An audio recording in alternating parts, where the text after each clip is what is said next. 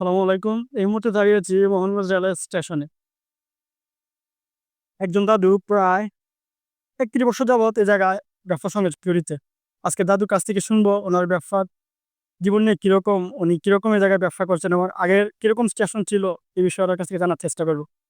দাদু কেমন আছেন? ভালো। তো ব্যবসা করছেন প্রায় ৩১ বছর যাবৎ আপনার ব্যবসা জীবন নিয়ে সফলতা। আসলেই আপনি একজন ছেলে আছে জানি বলছেন। এই ব্যবসা কত সাল থেকে বা কত বছর ধরে করছেন যদি একটু বলেন? ৩০ বছর ৩১ বছর।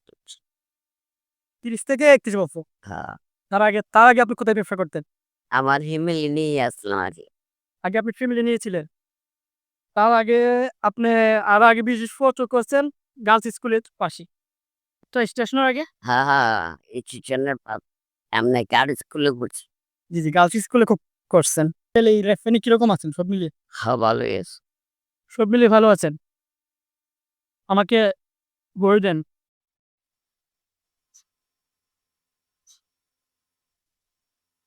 আর আপনি এই শুধু আইটেম আরো নাই কয়টা? একটা আছে পরোটা, একটু মরিচ দেন। হুম।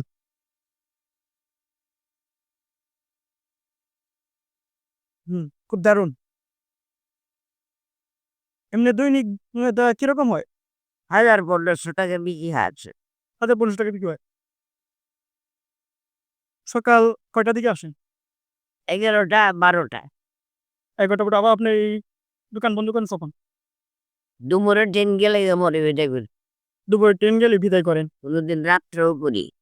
রাত্রেও হয়। আচ্ছা, আচ্ছা। আর এখনকার যে রেলওয়ে স্টেশনটা বা আগের যে এরকম স্টেশনটা ছিল এটা আসলে কতটুকু তফাৎ?